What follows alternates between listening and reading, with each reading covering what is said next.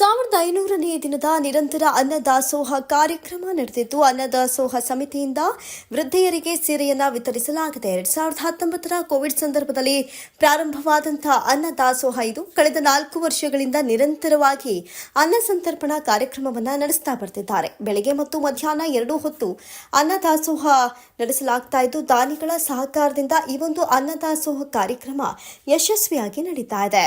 ಸತತ 1500 ದಿನಗಳಿಂದ ದಾಸೋಹವನ್ನು ನಡೆಸ್ತಾ ಇದ್ದಾರೆ ಮಲ್ಲೇಶ್ ಎಂಬಾತ. ಇದರ ನಿಸ್ವಾರ್ಥ ಸೇವೆಗೆ ದಾನಿಗಳಿಂದಲೂ ಪೂರಕ ಸಹಕಾರ ಸಿಗ್ತಾ ಇದೆ.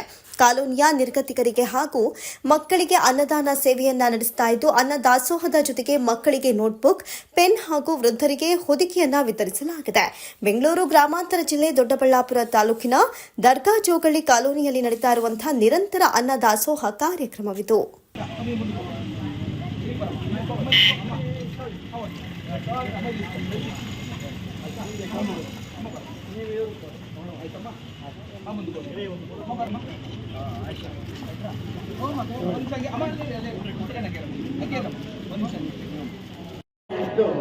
ಗೌರವವನ್ನೇ ಎಕ್ಸ್ಪೆಕ್ಟ್ ಮಾಡ್ತಾರೆ. ಅವೆಲ್ಲ ಸಂಘ ಸಂಸ್ಥೆಗಳು ಗೊತ್ತಿದೆ ಯಾವ್ಯಾವ ಅಂತ. ಈ ರೀತಿ ಇರುವಾಗ ಒಬ್ಬ ಸಾಮಾನ್ಯ ವ್ಯಕ್ತಿ, ಮಲ್ಲೇಶ್ವರವರು ದೊಡ್ಡ ವ್ಯಕ್ತಿ ಏನಲ್ಲ, ಒಬ್ಬ ಸಾಮಾನ್ಯ ಜನರಲ್ಲಿ ಇರ್ತಕ್ಕಂಥ ವ್ಯಕ್ತಿ 1500 ದಿನಗಳ ಕಾಲ ಸಹಸ್ರಾರು ಲಕ್ಷಾಂತರ ಅಥವಾ ಲಕ್ಷಾಂತರನೇ ಇರ್ಬೋದು ಜನಗಳಿಗೆ ಅನ್ನದಾಸೋಹನ ಮಾಡ್ಕೊಂಡು ಬಂದಿದ್ದಾರೆ. ಈ ನಮ್ಮ ಶಿವಕುಮಾರ ಸ್ವಾಮಿಗಳು ಹೇಗೆ ಅಲ್ಲಿ ಅನ್ನದಾಸೋಹ ಕಾರ್ಯಕ್ರಮವನ್ನು ಸಿದ್ಧಗಂಗಾಪುರದಲ್ಲಿ ನೆರವೇರಿಸಿಕೊಂಡು ಬರ್ತಾ ಇದ್ದಾರೋ ಹಾಗೆ ಈ ಒಂದು ಪುಟ್ಟ ವಾರದಲ್ಲಿ ಶ್ರೀಯುತ ಮಲ್ಲೇಶ್ವರವರು ಕೂಡ ಇಂತಹ ಒಂದು 1500 ದಿನಗಳ ಕಾರ್ಯಕ್ರಮವನ್ನು ನಡೆಸಿಕೊಂಡು ಬಂದಿದ್ದಾರೆ. ಇದು ನಿರಂತರವಾಗಿ ಇರಲಿ, ಇನ್ನೂ ಹೆಚ್ಚು ಹೆಚ್ಚಿನದಾಗಿ ಜನರಿಗೆ ತಲುಪಲಿ ಅಂತ ದೇವರಲ್ಲಿ ಪ್ರಾರ್ಥನೆ ಮಾಡಿಕೊಳ್ತಾ ಎಲ್ಲರ ಪರವಾಗಿ ಈ ಒಂದು ಅವರಿಗೆ ಸನ್ಮಾನ ಹಾಕಿ ಇದೊಬ್ಬರು ಹಾಕಿ ನಾನೊಂದು ಹಾರ ಹಾಕಿ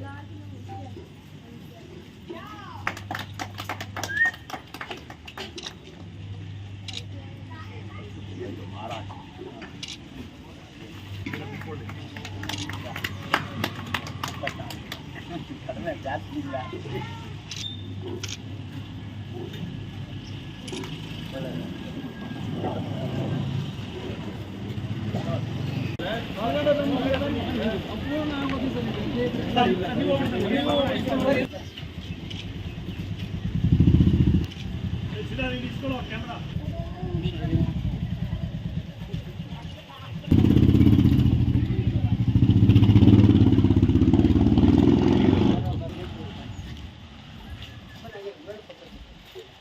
ಐನೂರನೇ ದಿನದ ಒಂದು ವಿಶೇಷ ಕಾರ್ಯಕ್ರಮ ಇದು ದರ್ಗಾಜೋಗಳ್ಳಿ ನಡೀತಾ ಇದೆ. ಈ ಒಂದು ಕಾರ್ಯಕ್ರಮಕ್ಕೆ ಆಗಮಿಸಿ ನಿರಂತರವಾಗಿ ನಮ್ಮ ಒಂದು ಕಾರ್ಯಕ್ರಮದಲ್ಲಿ ಪಾಲ್ಗೊಂಡು ನಮಗೆ ಸಹಕಾರ ನೀಡಿ ಮಾರ್ಗದರ್ಶಕರಾಗಿ ನಮ್ಮ ಕಾರ್ಯಕ್ರಮವನ್ನು ನಡೆಸಿಕೊಡ್ತಾ ಬಂದಿರತಕ್ಕಂಥ ಚಿರುಣಿ ಕನ್ನಡಾಂಬೆ ಹೋರಾಟ ಸಮಿತಿಯ ಸಂಸ್ಥಾಪಕ ಅಧ್ಯಕ್ಷರು, ದೊಡ್ಡಬಳ್ಳಾಪುರ ತಾಲೂಕು ವಕೀಲರ ಸಂಘದ ಅಧ್ಯಕ್ಷರು, ಸಮಾಜ ಸೇವಕ ಶ್ರೀಯುತ ರವಿ ಮಾಲ್ಗುಂಡೆ ಸರ್ ಅವರಿಗೆ ಈ ಒಂದು ಕಾರ್ಯಕ್ರಮದ ಪರವಾಗಿ ಹೃದಯಪೂರ್ವಕ ಸ್ವಾಗತವನ್ನು ಬಯಸ್ತಾ ಇದ್ದೀನಿ. ಯಾರು ಕೂಡ ಈ ಪರಿಸ್ಥಿತಿಯನ್ನ ನಿಭಾಯಿಸಿ ಏನಾದರೂ ಮಾಡೋಣ ಮಲ್ಲೇಶ್ ಅವ್ರ ಜೊತೆ ಯಾರಾದರೂ ಸಂಪರ್ಕ ಮಾಡಿದಾರ? ಖಂಡಿತ ಮಾಡಿದ್ದಿಲ್ಲ ಅಂತ ಅನ್ಸುತ್ತೆ. ಒಂದು ಸಭಾಭವನಕ್ಕೆ ಈ ಹಿಂದೆ ಆಗಿರುವಂಥ ಫೌಂಡೇಶನ್ ಏನಾಗಿತ್ತು ಅದಕ್ಕೆ ಸಂಬಂಧಪಟ್ಟಿದ್ದ ಅನುದಾನ ಇತ್ತು, ಅದರಂತೆ ಒಂದು ಕಟ್ಟಡ ನಿರ್ಮಾಣ ಆಯಿತು. ನಾವು ಕಂಡಾಗ ಇಲ್ಲಿ ಖಾಲಿ ಜಾಗ ಇತ್ತು ಪ್ರಾರಂಭದಲ್ಲಿ. ಇವತ್ತಾಗಿದ್ದರೂ ಕೂಡ ನೋಡಿ, ಆ ಪುಣ್ಯಾತ್ಮ ಪ್ರತಿನಿತ್ಯ ತನ್ನ ಕುಟುಂಬವನ್ನು ಬಿಟ್ಟು, ನಿಮ್ಮೆಲ್ಲರಿಗೂ ಗೊತ್ತಿರುವಾಗ ಆತನು ಒಬ್ಬ ಕಲಾವಿದರ ಸಂಘದ ಪ್ರಧಾನ ಕಾರ್ಯದರ್ಶಿ ಅಂತ ಅನಿಸುತ್ತೆ ಈಗಲೂ ಕೂಡ. ಅಲ್ಲಿ ಸುಮಾರು ಜನ ಬೇರೆ ನಾಡಿನ ಬೇರೆ ಬೇರೆ ಭಾಗಗಳಿಂದ ಇವತ್ತು ಸೆಲ್ವಂ ಸರ್ ಕೂಡ ಒಬ್ಬರು ಕಂಡಕ್ಟ್ರು ಡ್ರೈವರ್ ಆಗಿದ್ಕೊಂಡು ಸಂಘಟನೆ ಇಟ್ಕೊಂಡು ಸಮಾಜಮುಖಿಯಾಗಿ ನಾನು ಕೂಡ ಏನಾದರೂ ಮಾಡಬೇಕು ಸಮಾಜಕ್ಕೆ ಅಂತೇಳಿ ಬರ್ತಾರಲ್ಲ, ಆ ತುಡಿತ ಎಲ್ಲರಲ್ಲೂ ಇರೋದಿಲ್ಲ. ಸ್ವಾರ್ಥವನ್ನು ಬಿಡಬೇಕು. ನಾನು ಇಲ್ಲಾಗಲೇ ಗಮನಿಸ್ತಿದ್ದೆ, ಇಲ್ಲೊಂದಷ್ಟು ಜನ ಗ್ರೂಪ್ ಫೋಟೋ ತೊಗೊಂಡು ನಾನು ಹೋಗಿ ಇದರಲ್ಲಿ ಹಾಕೊಂಬಿಡ್ಬೇಕು, ನಾನು ದೊಡ್ಡ ಸಮಾಜ ಸೇವಕ ಅಂಥೇಳಿ. ಅದೆಲ್ಲ ಮನುಷ್ಯನಿಗೆ ಬೇಕಾಗಿರ್ತಕ್ಕಂಥದ್ದು ಮನುಷ್ಯತ್ವ. ಅದು ಮಾನವೀಯ ಧರ್ಮದ ನೆಲೆಗಟ್ಟಲ್ಲಿ ನಾವು ಒಬ್ಬ ಮನುಷ್ಯನಿಗೆ ಕಷ್ಟ ಬಂದಾಗ ಸಹಾಯ ಮಾಡುವಂಥ ಮನಸ್ಥಿತಿ ಇರುವಂಥವ್ರು ಮನುಷ್ಯ ಆಗ್ತಾನೆ. ನಂದು ಅಂತಕ್ಕಂಥವ್ರು ಅದು ಸ್ವಾರ್ಥಿಗಳು ಅಂಥೇಳಿ. ಹಾಗಾಗಬಾರ್ದು. ನಮ್ಮನ್ನು ಆಳುವ ಸರ್ಕಾರಗಳು ಅವತ್ತು ಕೂಡ ಇವತ್ತು ಹೇಳ್ತಾನೆ, ಈ ಪರಿಸ್ಥಿತಿಗೆ ಕಾರಣಗಳು ನಮ್ಮನ್ನು ಆಳಿದ ಸರ್ಕಾರಗಳು. ನಮ್ಮ ಜನರಿಗೆ ಬಡವರಿಗೆ ಏನೆಲ್ಲ ಭಾಗ್ಯಗಳು ಸಿಗಬೇಕಿತ್ತು, ಸರ್ಕಾರದ ಯೋಜನೆಗಳು ತಲುಪಿದ್ದೇ ಆಗಿದ್ದರೆ ಇವತ್ತು ಗುಡಿಸಿಲಿನ ವಾತಾವರಣ, ಈ ಥರದ ಒಂದು ಕಾಲೋನಿಗಳನ್ನು ಕಲುಷಿತ ವಾತಾವರಣದಲ್ಲಿ ಆರೋಗ್ಯವಿಲ್ಲದೆ ಬದುಕುವಂಥ ಪರಿಸ್ಥಿತಿಗೆ ನಿರ್ಮಾಣಕ್ಕೆ ಅವರೇ ಕಾರಣರು, ಬೇರೆ ಯಾರೂ ಅಲ್ಲ. ಅವರೆಲ್ಲ ತಿಂದು ತೇಗಿರ್ತಾರೆ, ಬರುವ ಯೋಜನೆಗಳೆಲ್ಲ ಹೋಗ್ತವೆ ಅಂದರೆ ಇಷ್ಟೇ ಆಗೋದು. ಬಜೆಟಲ್ಲಿ ಬರುವ ಹಣದಲ್ಲಿ ಅವರು ತಿಂದಿರ್ತಾರೆ, ಅಲ್ಲಿ ಜನರಿಗೆ ತಲುಪೋದೇ ಇಲ್ಲ. ಆ ಪರಿಸ್ಥಿತಿ ಇವತ್ತು ಎದ್ದು ಕಾಣ್ತಿದೆ. ಅಂಥದ್ದು ಆಗಬಾರ್ದು ಮುಂದಿನ ದಿನಗಳಲ್ಲಿ. ಮಲ್ಲೇಶಣ್ಣನಿಗೊಂದು ಸಲಹೆ, ಅವತ್ತು ಕರೋನಾ ಇತ್ತು, ಆ ಸಂದರ್ಭದಲ್ಲಿ ಊಟಕ್ಕೋಸ್ಕರ ನಾವೆಲ್ಲರೂ ಕೂಡ ನೋಡಿದ್ದೀವಿ, ಸಮಾಜಮುಖಿಗಳಾಗಿ ಸುಮಾರು ಸಂಘಟನೆಗಳು ಮನೆ ಮನೆಗೆ ಹೋಗಿ ಅನ್ನದಾಸೋಹ ಇರ್ಬೋದು, ಪಾಕೆಟ್ಗಳನ್ನು ಕೊಡ್ಬೋದು, ಅಥವಾ ಬೇರೆ ಬೇರೆ ದಿನಸಿಗಳನ್ನು ಕಿಟ್ಗಳನ್ನು ಕೊಡುವಂಥ ಎಲ್ಲ ಕೆಲಸ ಮಾಡಿದ್ದಾರೆ. ಈ ಕೈಯಲ್ಲಿ ಕೊಟ್ಟಿದ್ದು ಆ ಕೈಯಲ್ಲಿ ಗೊತ್ತಾಗಬಾರ್ದು ಅಂತ ಹೇಳ್ತಾರೆ ನಮ್ಮ ಹಿರಿಯರು. ಆ ಪ್ರಯುಕ್ತ ಕೆಲವರೆಲ್ಲ ಫೋರ್ಸ್ ಕೊಡೋದಕ್ಕೆಲ್ಲ ಮಾಡಿದ್ದಾರೆ. ಅದು ಭಗವಂತ ಒಬ್ಬ ಲೆಕ್ಕ ಇಟ್ಟಿರ್ತಾರೆ. ನಮ್ಮ ಪ್ರಕಾರ ಅದು ನಾವು ನಂಬಿರುವಂಥ ಒಬ್ಬ ದೇವರು. ಆ ಹಿನ್ನೆಲೆಯಲ್ಲಿ ಇವತ್ತು ಇಲ್ಲಿ ಮುನೇಶ್ವರ ಸ್ವಾಮಿಗೆ ಇನ್ಫ್ಯಾಕ್ಟ್ ನರಸಿಂಹಮೂರ್ತಿ ಅನ್ನೋರೇನೋ ಒಂದು ವಿಗ್ರಹ ಕೊಡಿಸ್ತೀವಿ ಅಂತ ಹೇಳಿದರೆ ಅವರಿಗೆ ದೇವರು ಭಗವಂತ ಆಯುರ ಆರೋಗ್ಯ ಐಶ್ವರ್ಯ ಕೊಡಲಿ ಅಂತಕ್ಕಂಥದ್ದು ಒಂದು ಅಪೇಕ್ಷೆ.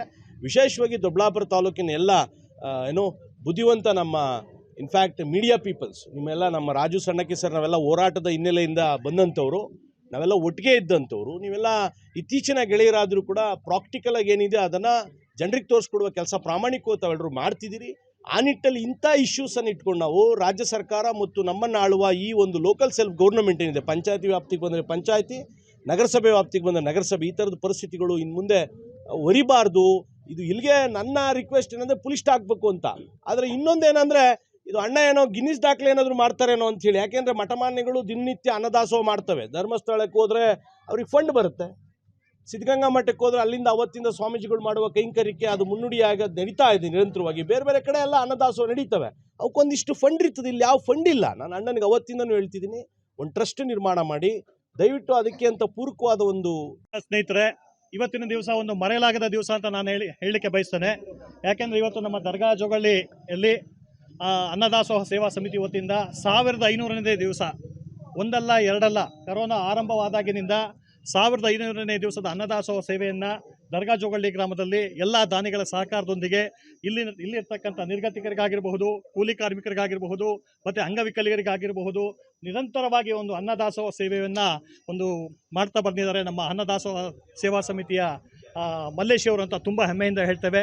ಮತ್ತು ಈ ಒಂದು ಕಾರ್ಯಕ್ರಮಕ್ಕೆ ನಮ್ಮ ಕನ್ನಡ ಜಾಗೃತಿ ವೇದಿಕೆ ವತಿಯಿಂದ ಮತ್ತು ಕನ್ನಡ ಪರ ಸಂಘಟನೆಗಳ ಒಕ್ಕೂಟದ ವತಿಯಿಂದಲೂ ಸಹ ಶುಭವನ್ನು ಕೊಡ್ತಾ ಇದ್ದೇವೆ. ಬಂಧುಗಳೇ, ಮುಖ್ಯವಾಗಿ ನೋಡಿ, ದಾನಗಳಲ್ಲಿ ಶ್ರೇಷ್ಠವಾದದ್ದು ಅನ್ನದಾನ ಅಂತ ಹೇಳ್ತೇನೆ. ಮುಖ್ಯವಾಗಿ ಒಂದು ಈ ಯುವ ಸಮಾಜ ಏನು ಇವತ್ತಿನ ಯುವ ಸಮಾಜ ಮತ್ತು ಯುವ ಪೀಳಿಗೆಗಳು ಇವತ್ತಿನ ದಿವಸ ಬರ್ತ್ಡೇಗಳನ್ನು ಪಬ್ಬುಗಳಲ್ಲಿ, ಬಾರ್ಗಳಲ್ಲಿ, ರಿಸಾರ್ಟ್ಗಳಲ್ಲಿ ಆರಂಭಿಸ್ತಾ ಇದ್ದಾರೆ, ಒದ್ದೂರಿಯಾಗಿ ಆಚರಣೆಯನ್ನು ಮಾಡ್ತಾ ಇದ್ದಾರೆ. ಆದರೆ ಅಂಥ ಯುವ ಪೀಳಿಗೆಗಳು ಇಂತಹ ಒಂದು ಸ್ಥಳಗಳನ್ನು ಗುರುತಿಸಿ, ಇಂತಹ ಒಂದು ಸ್ಥಳಗಳಲ್ಲಿ ಅವರು ದುಂಡು ಮಸ್ತಿ ಮಾಡ್ತಕ್ಕಂಥ ಆ ಒಂದು ಖರ್ಚನ್ನು ಇಲ್ಲಿ ಇರ್ತಕ್ಕಂಥ ನಿರ್ಗತಿಕರಿಗೆ, ಕೂಲಿ ಕಾರ್ಮಿಕರಿಗೆ ಒಂದು ಹೊತ್ತಿನ ಊಟವನ್ನು ನೀಡುವ ಮುಖಾಂತರ ಹುಟ್ಟುಹಬ್ಬವನ್ನು ಆಚರಿಸಿದರೆ ಆ ಒಂದು ಹುಟ್ಟುಹಬ್ಬಕ್ಕೆ ಒಂದು ಸೂಕ್ತವಾದ ಅರ್ಥ ತಿಳಿದೆ ಅಂತ ನಾನು ನಮ್ಮ ಯುವ ಪೀಳಿಗೆಯಲ್ಲಿ ಈ ಮೂಲಕ ಮನವಿಯನ್ನು ಮಾಡ್ತಾ ಇದ್ದೇನೆ. ಎಲ್ಲರಿಗೂ ಶುಭವಾಗಲಿ. ಜೈ ಹಿಂದ್, ಜೈ ಕರ್ನಾಟಕ ಮಾತೆ. 1500 ದಿನದ ನಿರಂತರ ಅನ್ನದಾಸೋಹ ಕಾರ್ಯಕ್ರಮ. ಈ ಒಂದು ಕಾರ್ಯಕ್ರಮಕ್ಕೆ ಆಗಮಿಸಿ ಕಾರ್ಯಕ್ರಮವನ್ನು ಯಶಸ್ವಿಯಾಗಿ ನಡೆಸಿದಂಥ ಎಲ್ಲ ದಾನಿ ದೇವರುಗಳಿಗೂ ಈ ಒಂದು ಕಾರ್ಯಕ್ರಮದ ಹೃದಯಪೂರ್ವಕ ಧನ್ಯವಾದಗಳು ಸಲ್ಲಿಸ್ತಾ ಇದ್ದೀವಿ.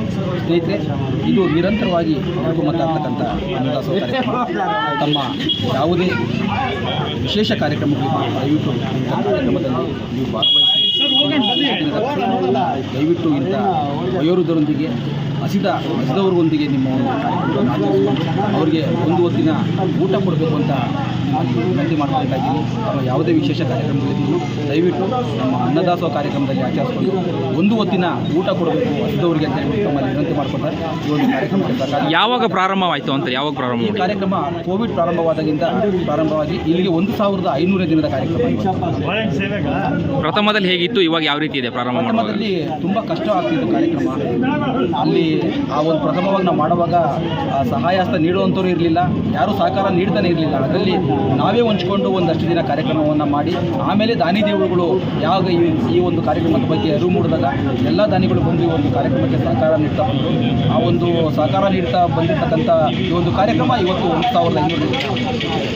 ಎಷ್ಟು ಟೈಮು ಇಲ್ಲಿ ಅನ್ನದಾನ ಮಾಡ್ತಿದ್ದೀರಾ ದಿನಕ್ಕೆ? ಬೆಳಿಗ್ಗೆ ಮತ್ತು ಮಧ್ಯಾಹ್ನ ಊಟ ಕೊಡುವಂಥ ವ್ಯವಸ್ಥೆ ಮಾಡ್ತಾ ಇದ್ದೀವಿ. ಅಕಸ್ಮಾತ್ ಇವತ್ತು ಸಂಜೆ ಯಾರಾದರೂ ಕೊಟ್ಟರು ಸಂಜೆನೂ ಈ ಒಂದು ಅನ್ನದಾಸೋಹ ಕಾರ್ಯಕ್ರಮವನ್ನು ಮಾಡ್ತಾರೆ. ಅಂದರೆ ದಾನಿಗಳ ಸಹಾಯದಿಂದನೇ ಆಗ್ತಿದೆಯಾ? ಖಂಡಿತ ದಾನಿಗಳ ಸಹಾಯ. ದಾನಿಗಳು ಯಾರೂ ಸಿಗಲಿಲ್ಲ ಅಂತ ಹೇಳಿದರೆ ನಾವೇ ಸ್ವತಃ ನಮ್ಮ ಒಂದು ಖರ್ಚಿನಿಂದ ಈ ಒಂದು ಕಾರ್ಯಕ್ರಮವನ್ನು ನಡೀತೀವಿ. ಈ ಒಂದು ಕಾರ್ಯಕ್ರಮಕ್ಕೆ ಒಂದು ವಾರಕ್ಕೆ ಒಂದು 2-3 ದಾನಿಗಳು ಸಿಗ್ಬೋದು. ಇನ್ನು ಮಿಕ್ಕಿದ ದಿನಗಳಲ್ಲಿ ನಾವೇ ಅನ್ನದಾಸೋಹ ಸಮಿತಿ ಅಂತ ಹೇಳ್ಬಿಟ್ಟು ಸಮಿತಿಯಿಂದನೇ ಮಾಡಬೇಕಾಗುತ್ತೆ. ಅದಕ್ಕೆ ಯಾವುದೇ ಒಂದು ಫಂಡ್ ಇಲ್ಲ ನಮ್ಮ ಹತ್ರ, ಯಾವುದೇ ಒಂದು ಟ್ರಸ್ಟ್ ಫಂಡು ಖಂಡಿತವಾಗ್ಲೂ ನಮ್ಮ ಹತ್ರ ಇಲ್ಲ. ನಾವೇ ಕೈಯಿಂದ ಹಾಕ್ಕೊಂಡು ಈ ಒಂದು ಕಾರ್ಯಕ್ರಮವನ್ನು ಮಾಡಬೇಕು. ದಾನಿಗಳಿದ್ದರೆ ಅವರ ಹೆಸರಲ್ಲಿ ಅವ್ರನ್ನೇ ಕರೆಸಿ ಅವರ ಕೈಯಿಂದ ಒಂದು ಅನ್ನದಾನ ಮಾಡುವಂಥ ಕಾರ್ಯಕ್ರಮ. ನಿಮ್ಮ ಹೆಸರು? ನನ್ನ ಹೆಸರು ಮಲ್ಲೇಶ್.